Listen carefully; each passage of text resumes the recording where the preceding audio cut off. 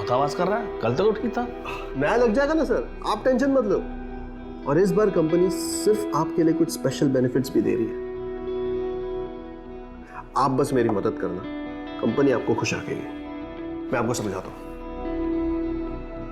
खुशी पाने के लिए जिम्मेदारी से समझौता करना गलत है। जिम्मेदारी को दांव पर लगाकर पाई गई खुशी बस चंद मिनटों की मेहमान बनकर आती है, लेकिन उसके बाद जिंदगी भर का दुख दे जाती है। और इसकी सजा सिर्फ उसे ही नहीं जो ऐसा करता है, बल्कि उसके आसपास के लोगों को, उसके रिश्तेदारों को, उसे प्यार करने वालों को और उसके परिवार वालों को भी भुगतनी पड़ती है। रोज तुम एक ही बात पे बहस करती हो। तुम मेरी बात क्यों नहीं मानते? आप कुछ भी बोलती रहती हो। मैं तुम्हें बोल दे, नहीं तो नहीं। नहीं मुझे। तुम क्या चाहती, क्या तुम? क्या गिद्ध जैसे लड़का पैदा किया आपने? मुझसे और बर्दाश्त नहीं होता। नेहा इसे समझा, इतनी गर्मी अच्छी नहीं है। गर्मी है मेरे अंदर। लो अब ठीक है, हो गई मैं ठंडी। पर पहले ना अपने बेटे को समझाओ, मेरी एक बात भी नहीं मानता है वो। सुरेश, अरे नाश्ता तो करके। सुरेश, एक दिन इसे छोड़ के रास्ते पे फेंक देगा ना वो, तभी पता चलेगा उसे।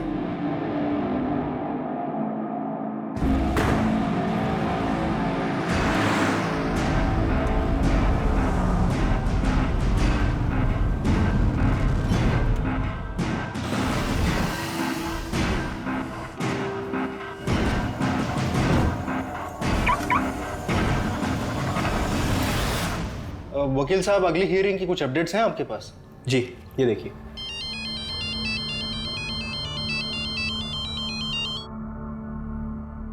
अच्छा, मुझे लगता है हमें वो दूसरा पॉइंट सामने रखना चाहिए ताकि हमारा केस और स्ट्रांग हो जाए और हमारे जीतने के चांसेस बढ़ जाएं। आप टेंशन मत लीजिए, वो हम लोग मैनेज कर लेंगे। क्यों सुरेश, थोड़ा टाइम बाय करते हैं? मुझे लगता है कि नेक्स्ट डेट अगर इसी महीने की हो तो हमारे लिए वो बेहतर रहेगा। देखिए, हम वो ट्राई करेंगे कि हम इसी महीने। सर चाय। हटा यार।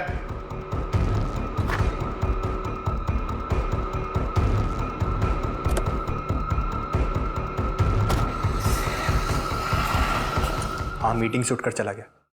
हाँ, चला गया यहाँ से।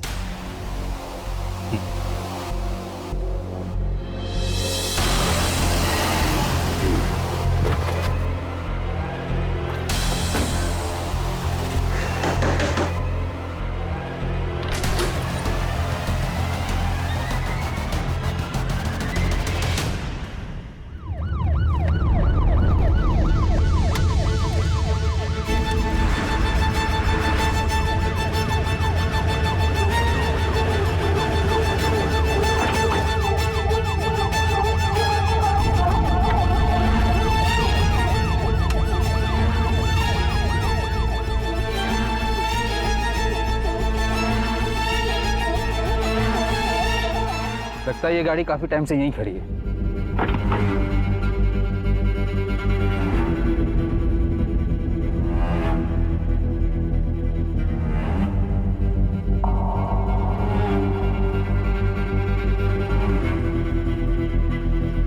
कुछ मिला? नहीं सर, कुछ भी काम का नहीं है। आरटीओ से कंफर्म करो ये गाड़ी नंबर किसके नाम पर रजिस्टर्ड है। जी सर। ओके, ठीक है।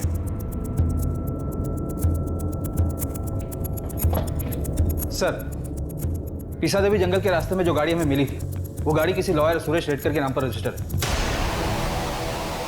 उसका फोन भी स्विच ऑफ है। एनी मिसिंग कंप्लेंट या गाड़ी चोरी की कंप्लेंट? नहीं सर। तो पता लगाओ वकील।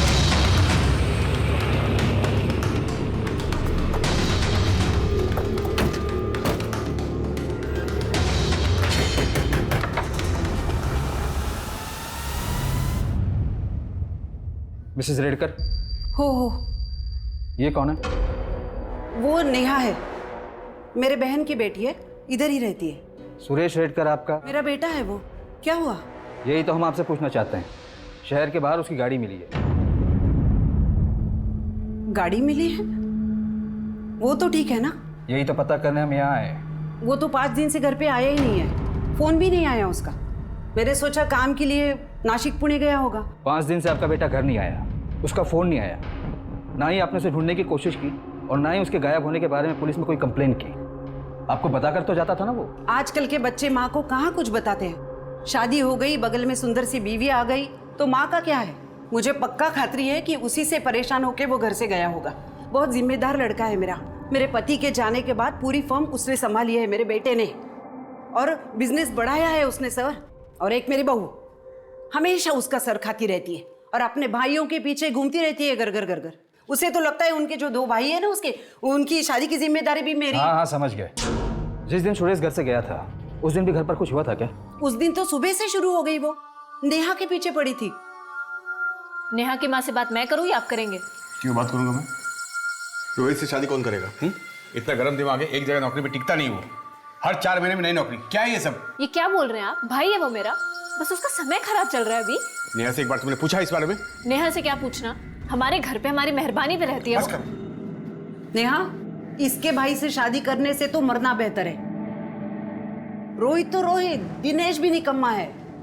नेहा उसे समझा, मायके की चिंता छोड़ दे। अभी जिसके साथ घर बसाया है ना, उसकी तरफ ध्यान दे। और फिर पता नहीं किस बात पे दोनों में अंदर जोर से झगड़ा शुरू हुआ। तुम क्या चाहती क्या? तुम क्या गिद्ध जैसा लड़का पैदा किया आपने? आपकी बहू, क्या नाम है उनका? निकिता। हम उनसे भी बात करना चाहते हैं। लगता है घर पर नहीं है वो। 3 दिन से मायके में जाके बैठी है वो। इन 5 दिनों में आपको कोई फिरौती का कॉल आया था? फिरौती का कॉल? नहीं, मुझे तो नहीं आया था। आपको गुमशुदा की कंप्लेन लिखवानी है? हाँ हाँ, जरूर लिखवानी है। जिस दिन गायब हुए थे उस दिन क्या कपड़े पहने थे सुरेश ने? वो तो हमेशा, मतलब ऑफिस जाते वक्त जो पहनता है वही। ठीक है, जब निकिता आ जाए तो उन्हें पुलिस स्टेशन भेज दीजिएगा।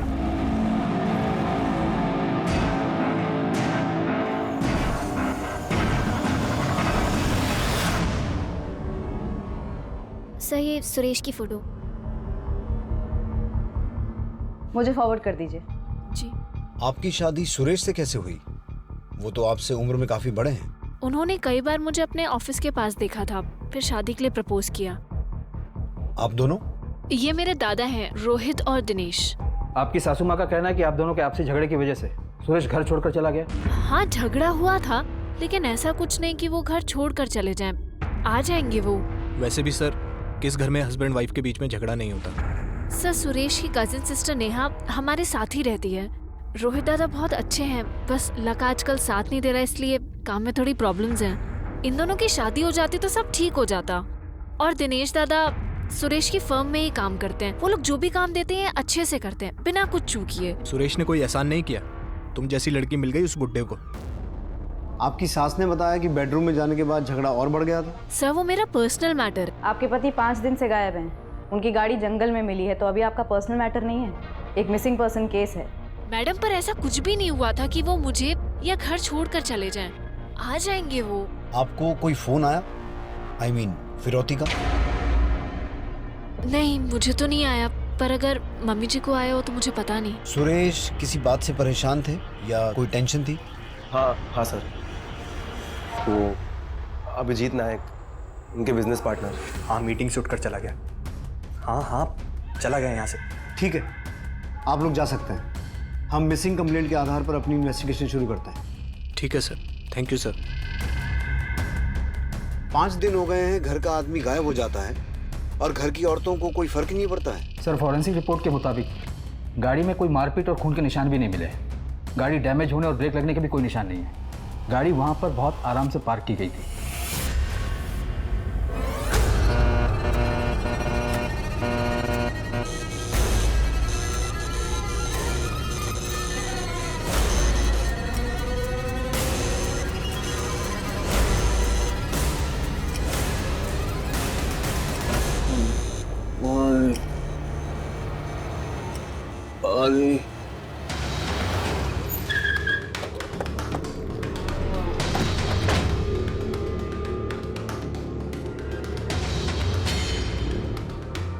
अभिजीत नायक।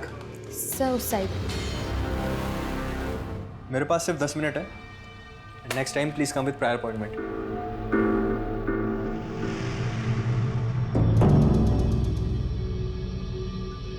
मुझे नहीं पता सुरेश कहाँ है। आपने ढूंढने की कोशिश भी नहीं की? पता नहीं, पिछले कुछ महीनों से बहुत अजीब बर्ताव कर रहा था। मैंने तो उससे सवाल पूछना ही बंद कर दिया था। हमें सुरेश की गाड़ी पीसा देवी जंगल से मिली। और वो पिछले 5 दिनों से गायब है। उसकी माँ और बीवी को ना तो कोई फ़ोन आया है ना ही मैसेज, और उन्होंने उसे ढूंढने की कोशिश भी नहीं की। आपने भी कोशिश नहीं की? तो आप भी कोशिश मत करो। जब कंप्लेन नहीं दी है तो केस ही नहीं बनता है ना।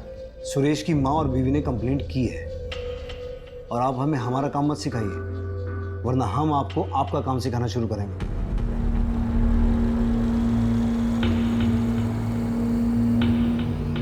इंस्पेक्टर, 2 दिन पहले मुझे एक कॉल आया था।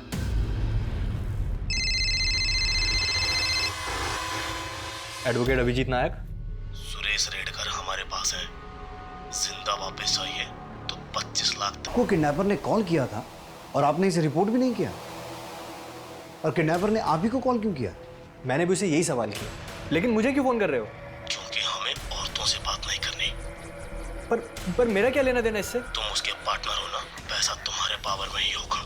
देखो सुनो, तुम्हें कोई गलतफहमी हुई है ऐसा कुछ? पैसा जमा करके रखना, फिर फोन करूंगा। हेलो, मैं आपको कह रहा हूँ मैं कोई पैसे नहीं देने वाला। मेरे इससे कोई लेना देना नहीं है। पंकज सर, सबसे पहले तो इस अभिजीत को जो किडनैपर का कॉल आया था उस कॉल को ट्रेस करो। ये केस सचमुच अजीब है। सुरेश के गायब होने से किसी को कुछ फर्क ही नहीं पड़ रहा है। औरतें आपस में झगड़ा कर रही हैं, पार्टनर को सिर्फ अपनी पड़ी है। रैंसम कॉल को कोई इतना कैजुअली कैसे ले सकता है? हो सकता है फिरौती का कॉल अभिजीत की ही साजिश हो, 25 लाख ऐंठने के लिए। ये लॉयर है, गेम प्लेयर भी हो सकता है। इसकी पूरी कुंडली निकालो। और सुरेश के कॉल रिकॉर्ड्स और फोन ट्रैकिंग रिपोर्ट का क्या स्टेटस है? आते ही होंगे सर। रिश्ते कभी एक दूसरे के लिए जान देने वाले तो कभी एक दूसरे की जान लेने वाले। सुरेश के रिश्ते बहुत अजीब थे। उसकी मां और उसकी बीवी ने अपने आपसी तनाव की वजह से सुरेश के गायब होने के 5 दिन बाद तक ना तो उसकी कोई पुलिस कंप्लेंट की और ना ही उसे ढूंढने की कोशिश की, और उसके पार्टनर ने भी यही किया। लेकिन क्यों? क्या सुरेश उन्हें अपनी जिंदगी में नहीं चाहिए था, या फिर सुरेश इन लोगों से इतना उकता गया था, परेशान हो गया था कि वो खुद इनसे दूर चला गया?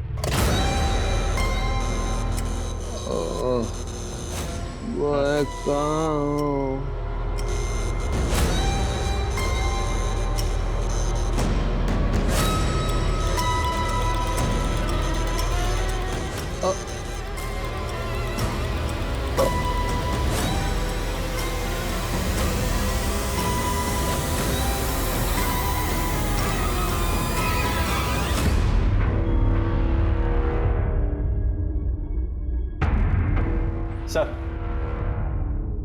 तो आज टाइम है आपके पास? सर एक बात है जो उस दिन मैं आपको बताना भूल गया था। एक और बात? जी, एक और बात। एक और कॉल? जी नहीं। देखो दिनेश, मैं ये सब नहीं कर सकता, लेकिन ये पेपर चाहिए किसको? सर निकिता को चाहिए, और किसको? निकिता को डिवोर्स पेपर चाहिए? पर क्यों? सर डिवोर्स देना चाहती है इसलिए, और उसने कहा है कि इस बात की खबर जीजा जी को नहीं लगनी चाहिए। निकिता ने डिवोर्स पेपर्स मांगे थे? यस, निकिता और उसकी फैमिली सब मिले हुए हैं। डिवोर्स नहीं दिया तो ऐसे पैसे निकाल रहे हैं। ये इन्फॉर्मेशन फॉल्स ना निकले वकील साहब। लेकिन सर, निकिता ने हमें डिवोर्स के बारे में कुछ नहीं बताया। क्या सुरेश की माँ को इस बारे में पता है? बात यहाँ तक आ गई और मुझे पता भी नहीं चला। मेरे बेटे को कुछ हो तो नहीं जाएगा ना? मैं अभिजीत को बार बार फोन कर रही हूँ तो वो बोल रहा है कि कोई कॉल आया ही नहीं। वहाँ ऑफिस में एक कांस्टेबल पोस्टेड है, जैसे ही कुछ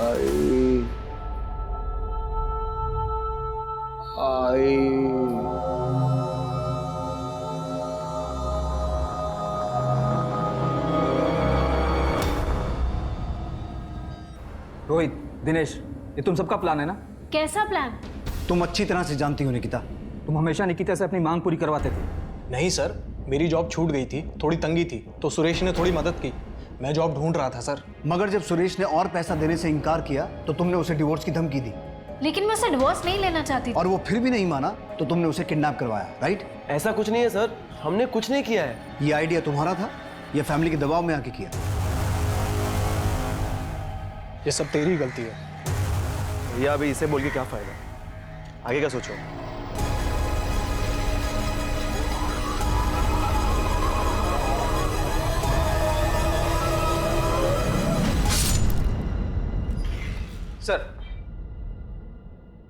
सर, जिस दिन सुरेश गायब हुआ था उस दिन ज्यादातर मिस कॉल निकिता के ही थे, और उसी दिन सुरेश ने एक अनसेव नंबर पर 2 बार कॉल किया था। मैंने पता किया, वो नंबर किसी नारायण भाई महाराज का है। उनका अपना एक बंगला है जहाँ पर वो प्रार्थना और मेडिटेशन करवाते हैं, और लोकेशन भी दिखा रहा है कि सुरेश उसी एरिया में था।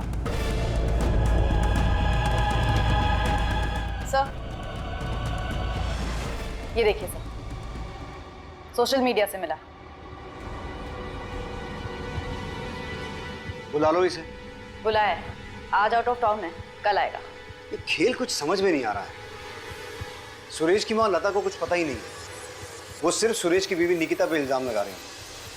निकिता के बारे में अभी बहुत कुछ पता चलना बाकी है। और ये अभिजीत, ये तो मुझे शुरू से ही गेम प्लेयर लग रहा है। पंकज, तुम इस बाबा के बारे में पता करो। दीपा, तुम और मैं चल के जरा निकिता से बात करते हैं। नेहा, कुल मिला के कितने जमा हुए हैं? सब मिला के कुछ 8-9 लाख हुए होंगे।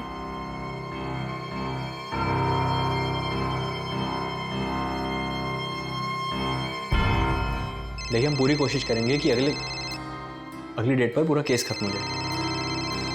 एक सेकंड। हेलो। हेलो अभिजीत, मैं सुरेश की माँ बोल रही हूँ। जी माँ जी, बोलिए, कैसे फ़ोन किया? फिर से किसी का फ़ोन आया था क्या? मतलब वो किडनैपर्स का? नहीं माँ जी, अभी कोई कॉल नहीं आया, और आता है तो मैं सबसे पहले आपको बताता हूँ, ठीक है? लेकिन उसके लिए कॉल भी तो आना चाहिए ना। अब मैं चाहूँ, एक मीटिंग में बैठा हूँ ज़रा। अभिजीत, और एक बात करनी है मुझे। वो मैंने पैसों के बारे में बोला था, उसका इंतज़ाम हो गया? माँ जी, पैसे हैं, ऐसा नहीं है कि सोचा और सामने प्रकट हो गए, और मैं अरेंजमेंट कर रहा हूँ। लेकिन देखिए, बुरा मत मानिए, सुरेश ऐसा पार्टनर कंपनी में कम ही काम करता था। सारी मीटिंग्स, कोर्ट केसेस मैं ही हैंडल करता था। उसकी वजह से बिजनेस में पैसे कम आते थे। उतना मैं दे दूंगा, मगर आप मेरे भरोसे मत रहिए। लेकिन बेटा, फर्म तो सुरेश का ही है ना? जी माँ जी, सब आप ही का है, लेकिन अकाउंट में पैसे भी तो होने चाहिए ना। मैं देखता हूँ, अभी मीटिंग में हूँ, बाद में कॉल करता हूँ। सुनो अभिजीत, ऐसे कैसे तुम? हेलो,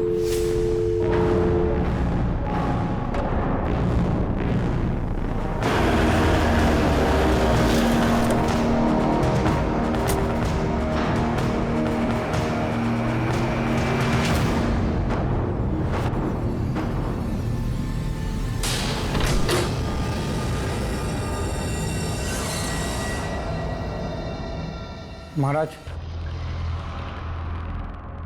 नारायण जी, ये सुरेश रेडकर है, पिछले 5 दिनों से गायब है। आप जानते हैं इसे? जी हाँ, जानते हैं इसे। अक्सर हमारे यहाँ आता था, 5 दिन पहले भी आया था। क्या करता था यहाँ आकर? अस्वस्थ था, छटपटा रहा था, दिमाग में उथल पुथल, दिल में हलचल। क्यों, ऐसा क्या हुआ था? एक समस्या का समाधान चाहता था।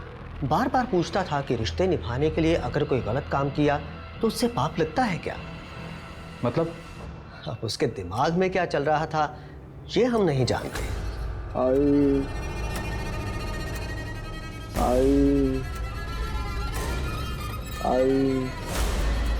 सोचा बेटा, आराम से सोचा। मुझे माफ करना पूरब दिशा, रिश्ता निभाना पूरब दिशा।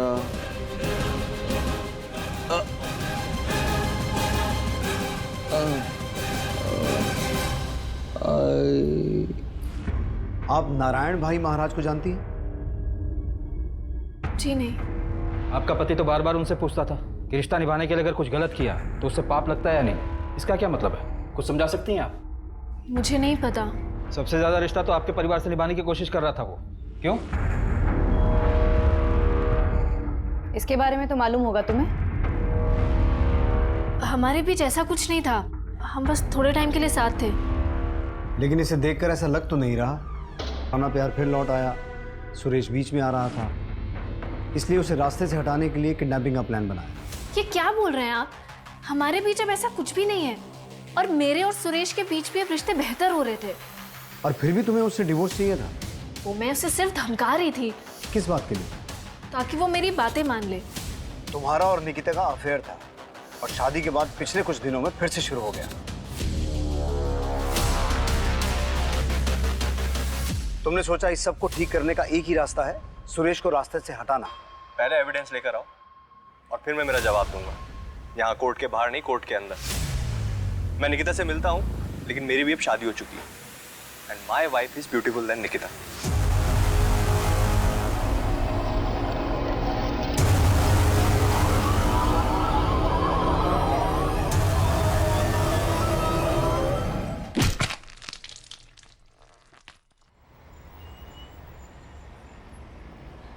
देखो अभिजीत, बस मेरे लिए ये काम कर दो, उसके बाद मैं तुमसे और कोई काम नहीं बोलूंगी। निकिता, इस फर्म में ऐसे टेढ़े काम नहीं हो सकते। और वैसे भी ये फर्म तुम्हारे महान ससुर और पति के आदर्शों पर चलता है, मेरे नहीं। अभिजीत, तुम इतना नहीं कर सकते मेरे लिए?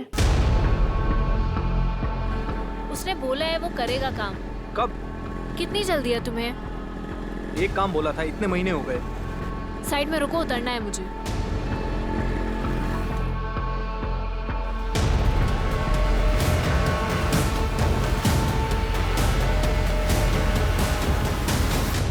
मैडम, अगर किडनैपर्स का फोन आता है तो मैं आपको खबर कर दूंगा, मगर आप इस तरह मेरे ऑफिस में आकर मत बैठा करें। क्लाइंट के सामने अच्छा नहीं लगता है। आप सुन भी रही हैं मैं आपसे क्या कह रहा हूं? अभिजीत के पास भी मोटिव तो है, ऑफिस, पार्टनर की बीवी। बस सुरेश को रास्ते से हटाओ, सब कुछ अपना। और रैंसम का एक ही कॉल आया, वो भी उसी को। जो नंबर से कॉल किया गया वो फर्जी डॉक्यूमेंट देकर लिया गया था। सर, जिस एरिया से सुरेश की गाड़ी मिली थी और उसका फोन बंद हुआ था वो वल्लभ नगर एरिया में आता है। उसके आसपास की सारी सीसीटीवी फुटेज चेक की। वहाँ एक पेट्रोल पंप के बाहर एक बस स्टॉप है जहाँ ये आदमी दिखा। कौन है ये? सर, ये सुरेश की गाड़ी में बैठा था और इसके बैठने के चंद मिनटों बाद ही सुरेश का फोन बंद हुआ। इसकी फोटो सर्कुलेट करवाओ और उस एरिया में इसके बारे में पूछताछ करो। जी सर। सर,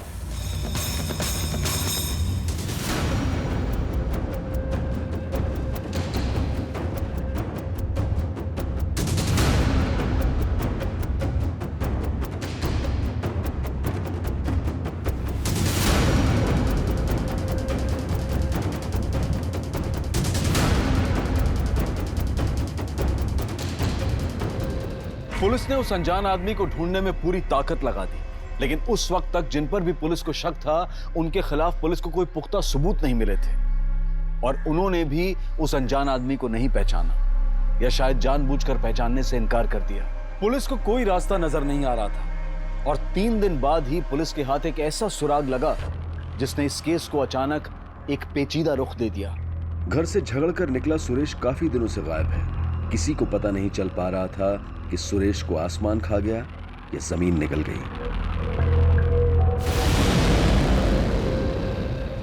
इस आदमी को देखा है? ये आपके लिए। Thank you. कंपनी आपको खुश रखेगी। ये तो मेडिकल रिप्रेजेंटेटिव है, यहाँ आता रहता है। Medical representative? जी सर, यश नाम है उसका। उसका वही वर्किंग एरिया जहां पर उसने सुरेश से लीव ली थी।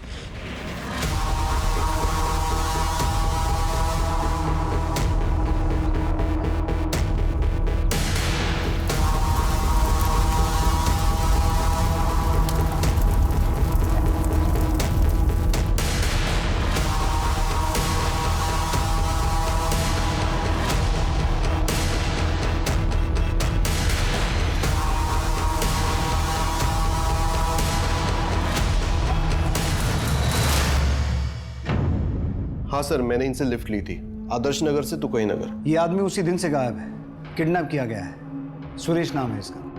वैसे तुम कहाँ रहते हो? तुकई नगर। तो फिर आदर्श नगर कैसे जाना हुआ? सर एक्चुअली मैं एक MRO और डॉक्टर के पास उसी सिलसिले में एक मीटिंग थी, इसलिए मैं आदर्श नगर गया था। आप चाहे तो डॉक्टर सालगांवकर से पूछ सकते हैं, उनका वहीं पर एक क्लिनिक है। और वापस आते वक्त मैंने काफ़ी टाइम बस के लिए वेट किया लेकिन बस आई नहीं, इसलिए मैंने इनसे लिफ्ट ली।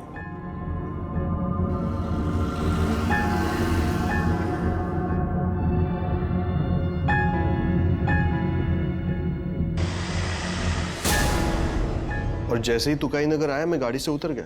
उस दिन कुछ अजीब बात हुई या फिर ऐसा कुछ नोटिस किया? सुरेश से बातचीत हुई तो उसने कुछ बताया कि वो कहाँ जा रहा है? सर उनसे तो कुछ बात हुई नहीं, वो पूरा टाइम चुपचाप ही थे। पुलिस अब इस केस में एक डेड एंड पर पहुंच गई थी। किसी के खिलाफ कोई सबूत नहीं था और ना ही कोई गवाह था। सुरेश का पार्टनर अभिजीत, उसकी मां लता, सुरेश की पत्नी निकिता, ये सभी शक के दायरे में थे, लेकिन पुलिस के पास इनके खिलाफ कोई सबूत नहीं था। और जहां तक यश का सवाल था, यह हो सकता था कि यश इत्तेफाक से गलत समय पर गलत जगह पर था, लेकिन यश सुरेश के साथ देखा गया आखिरी शख्स था, इसीलिए वो शक के दायरे में आ गया और पुलिस ने यश पर कड़ी नजर रखी।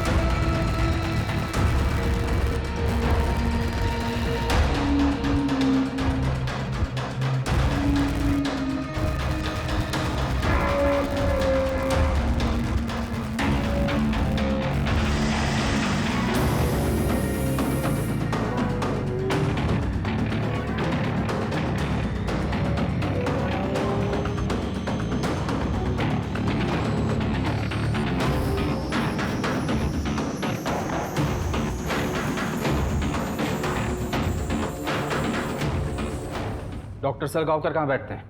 क्यों सर, क्या हुआ? होटल अपर्णा एग्जीक्यूटिव के बारे में पूछताछ करनी है आपसे। सर यश दुर्गे ने सब अरेंज किया था। मेरा तो सर पहली बार था। सर मेरी फैमिली है, रेपुटेशन है। सर ये बात, सर मैं तो बर्बाद हो जाऊंगा सर, तबाह हो जाऊंगा सर, प्लीज सर। सर ये यश उतना सीधा है नहीं जितना दिखता है। मेडिसिन बेचने के लिए तरह तरह के घूस देता था वो डॉक्टर्स को, और लड़कियां भी। और इस बार कंपनी सिर्फ आपके लिए कुछ स्पेशल बेनिफिट्स भी दे रही है। आप बस मेरी मदद करना, कंपनी आपको खुश रखेगी। उसके बदले में डॉक्टर उस मेडिकल कंपनी की दवाइयाँ प्रिस्क्राइब करते थे जिसकी जरूरत ही नहीं थी। ये यश ऐसे स्टार परफॉर्मर बना है। होटल में एक रूम भी बुक किया था उसने, परमानेंट। पर इन सब बातों का सुरेश की किडनैपिंग से क्या कनेक्शन हो सकता है?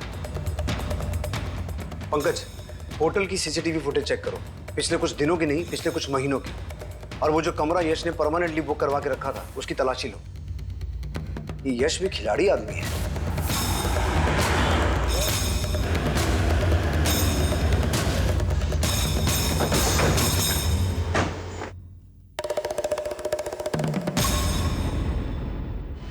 ये लड़का यहाँ आता था? हाँ सर। ये जिस रूम में ठहरता था उसकी चाबी दीजिए। Okay sir.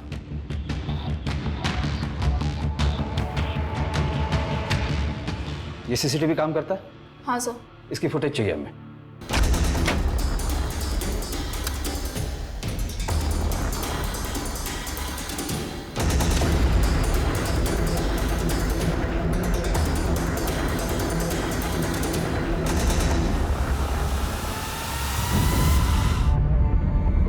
यश हमेशा एक ही लड़की को अपने क्लाइंट के पास भेजता था, उसका नाम माया है। सब प्लीज मेरे घर वालों को कुछ मत बताइएगा, उनको इस बारे में कुछ भी नहीं पता है। तुम यश को कैसे जानती हो? वो मेडिकल रिप्रेजेंटेटिव है, थोड़े दिन पहले मेरे पास आया था, बोल रहा था कि उसके कुछ डॉक्टर दोस्त हैं, अगर मैं उनके साथ थोड़ा वक्त बिताती हूँ तो अच्छे पैसे देगा। पैसे अच्छे थे इसलिए मैं मान गई। और ये आदमी, इसे भी यश लेके आया था? नहीं सर, इसे उस दूसरे एमआर ने भेजा था, मगर मुझे याद है सर कि ये आदमी बहुत ही अजीब था। नर्मदा परिक्रमा करनी है। श्रीमद नारायण भाई ने कहा है कि 11 बार परिक्रमा करो और कॉस्मिक संतुलन पाओ। खुद ही एनर्जी को महसूस करो, खुद ही एनर्जी बन जाओ। सिर्फ बातें ही करोगे या कुछ और भी करोगे? कभी मोक्ष का मार्ग स्पष्ट रूप से देख पाए हो? कभी आत्मा ने तुम्हें अंदर से पुकारा है? संसार में दुख का कारण ध्यान का है तुम्हारा? मैंने तुम्हें 2 घंटे के लिए पैसे दिए, तो तुम सिर्फ 2 घंटे मेरी बात सुनोगी, मुझ पर ध्यान रखोगी, मुझसे बात करोगी। नर्मदा परिक्रमा करनी है। मगर अभी तो तुमने कहा था कि तुम्हारे सारे क्लाइंट्स यश के थ्रू आते हैं। देखो माया, किसी को बचाने की कोशिश मत करना। नहीं सर, मैं झूठ नहीं बोल रही हूँ। यश से पहले भी एक एमआर था, एक्चुअली उसी ने मुझे यश से मिलवाया था। फिर थोड़े दिनों बाद वो कहीं गायब हो गया और यश टिका रहा। फिर थोड़े दिनों बाद वही एमआर इस आदमी को मेरे पास लेकर आया था सर। उसका कोई नंबर वगैरह है? ये नया मोबाइल कहाँ से आया तेरे पास? कहाँ से आया? चोरी किया ना तूने? मैंने चोरी नहीं किया। तेरा बाप ने उधर जेल में सड़ रहा है, तू भी जा उधर। मैंने नहीं किया चोरी। ऐसे नहीं मारेगा, चल उठ उठ उठ चल।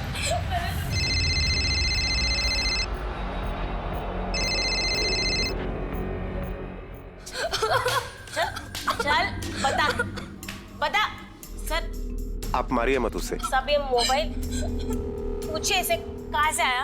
इतना मेहनत करके ना इसको पाला बड़ा किया, हा? और ये बाप की तरह चोरी कर रहा है। अच्छा बेटा, नाम क्या है तुम्हारा? आयुष। अच्छा ये बताओ, ये मोबाइल कहाँ से उठाया तुमने? चोरी की क्या? साहब मैंने चोरी नहीं की, मैं सच बोल रहा हूँ। मैंने वो खुद के पैसों से खरीदा है। फिर तुम्हारे पास इतने पैसे कहाँ से आए? सर एक आदमी था, वो मुझसे पेट्रोल खरीदवाता था। साहब वो मुझे पैसे देता था, 2 लीटर पेट्रोल के 1000 रुपए देता था। वो हर बारी वो पेट्रोल से कुछ सामान जलाता था। वो हमारी बस्ती के पास वाला जंगल है ना, वो वहीं पे जलाता रहा साहब। पिछले 2 हफ्तों से वो मुझे पैसे दे रहा है, और ये मोबाइल भी मैंने उसी पैसों से खरीदा है। क्या वो जगह दिखा सकते हो?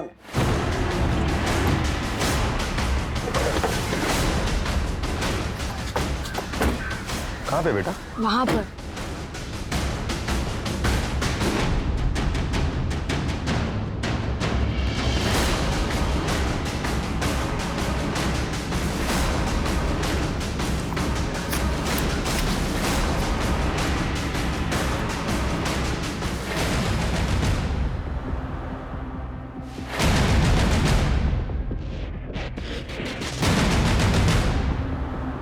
Gaekwad ji sir. Forensic team को कॉल करो। Okay sir. अभिजीत तुम्हें इतने कॉल्स कर रही हूँ, इतने मैसेजेस कर रही हूँ, एक का भी रिप्लाई नहीं। तुम जो बोल रही हो वो नहीं हो सकता, मुझे इन सबसे दूर रखो प्लीज। पर अब प्रॉब्लम क्या है? प्रॉब्लम ये है कि मुझे नहीं करना ये सब कुछ। पर तुम तो मान गए थे ना, अब क्या अचानक से? मेरा मन बदल गया है, मुझे वो सब नहीं करना है। प्लीज तुम हटो यहाँ से, हट जाओ यहाँ से। अभिजीत मेरी बात नहीं सुननी मुझे। अभिजीत वो आदमी दिखते कैसे था, बता सकते हो? कितनी बार मिले हो तुम उसे? 10-12 बार। आयुष, उसका स्केच बनाने में तुम्हें हमारी मदद करनी पड़ेगी।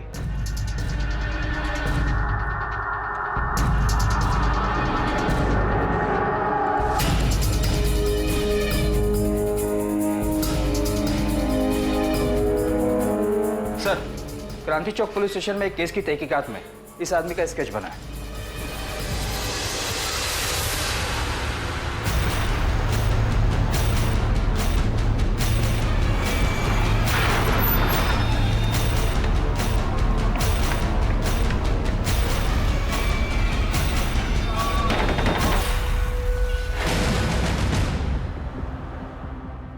सिर्फ आपके लिए कुछ स्पेशल बेनिफिट्स भी दे रही है।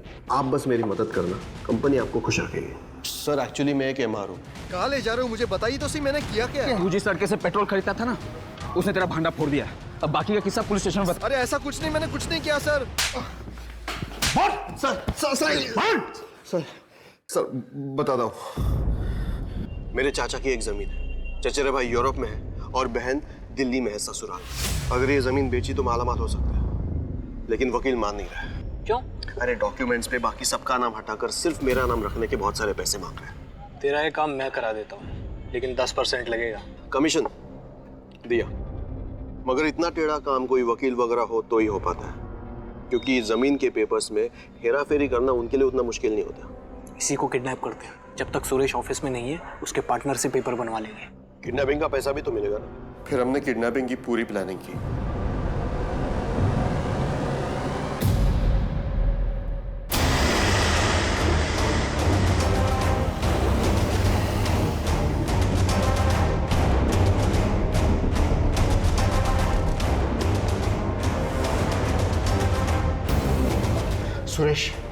सुरेश, सारा प्लान तो उसी का था।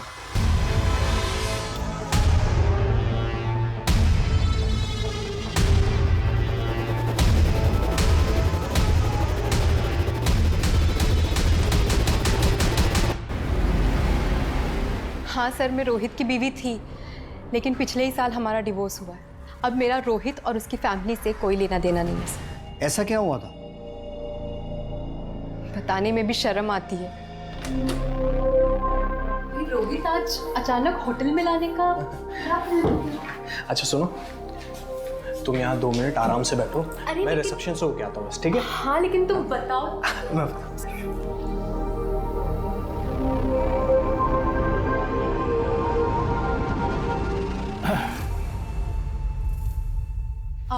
आप कौन?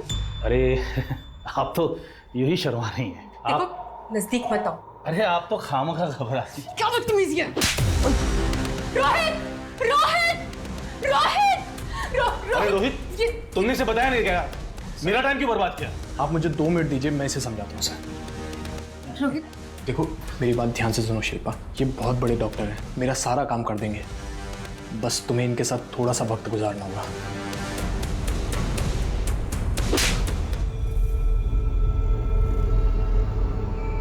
और उसके बाद मैंने उससे सारे रिश्ते तोड़ दिए।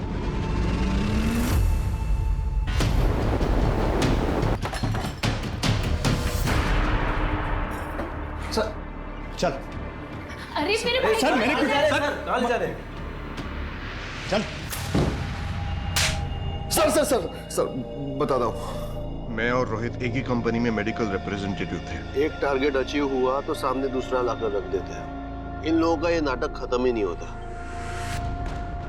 सच बोल रहा हूँ यार, ये टेंशन अब झेला नहीं जाता। जॉब है तो टेंशन है, नहीं है तो डबल टेंशन है।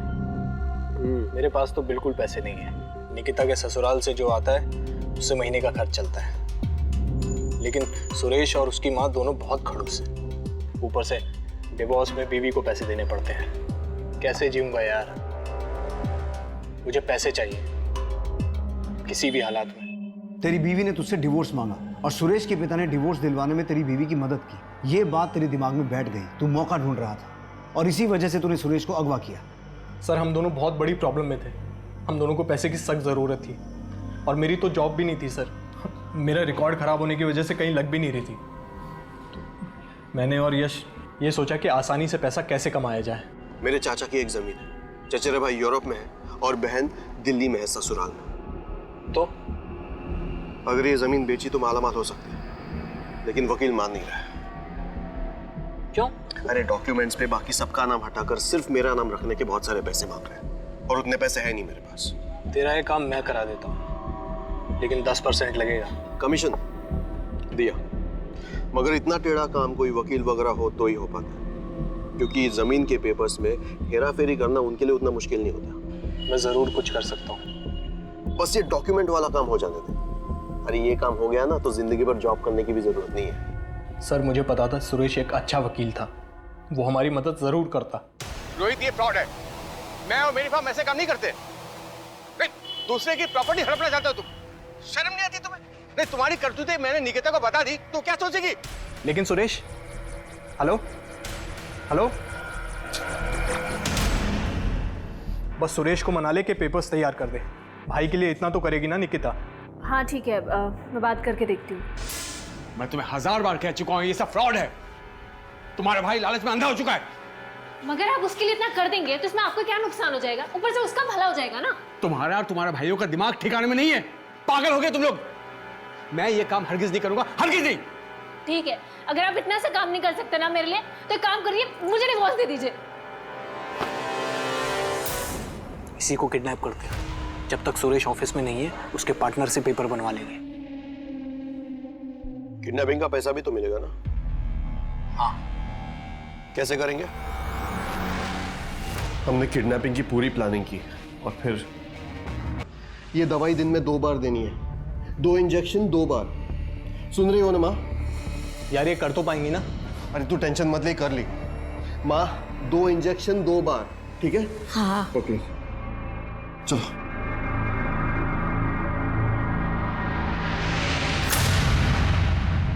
निकिता, हाँ?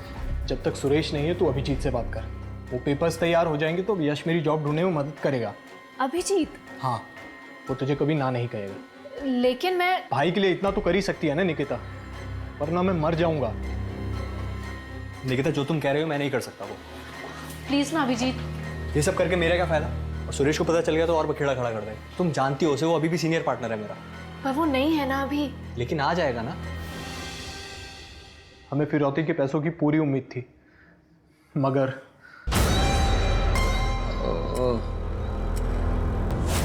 मैं कहाँ? पूरब दिशा कहाँ है?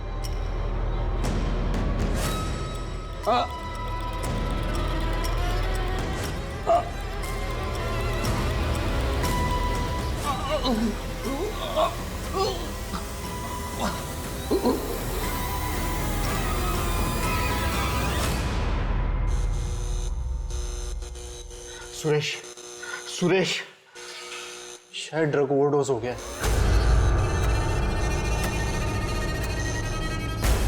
इधर आ। बॉडी को कुछ करना पड़ेगा। क्या करेंगे? काट के जला देते हैं। क्या?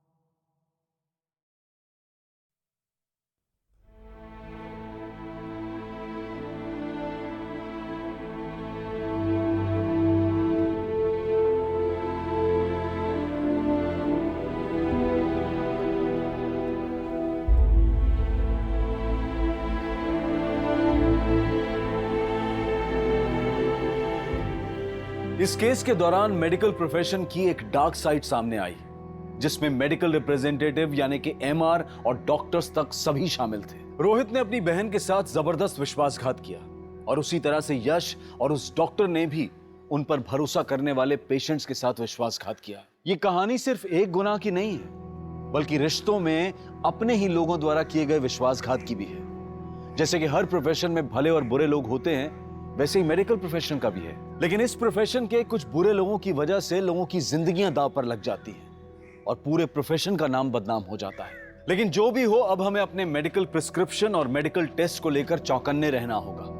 ये सवाल पूछने होंगे कि ये डॉक्टर्स जो हमें लंबी चौड़ी दवाइयां लिखकर देते हैं, उनका इस्तेमाल जरूरी भी है या नहीं। लेकिन इसका मतलब ये नहीं है कि हम हमेशा दूसरों पर शक करें। बस हमें आंख बंद करके विश्वास करना बंद करना होगा। अगर हम सतर्क रहें, चौकन्ने रहें, तो हम इस मेडिकल फील्ड जैसे पाक फील्ड से इस बुराई को दूर रखने में कामयाब हो सकते हैं। अब मैं अनूप सोनी आपसे विदा लेता हूं। फिर मुलाकात होगी क्राइम पेट्रोल सतर्क के ब्लैक हेडलाइंस अध्याय में एक और नए केस के साथ। और याद रखें, क्राइम और आपके बीच में सिर्फ इतना फर्क है कि आप कितने सतर्क हैं। सतर्क रहें, सुरक्षित रहें।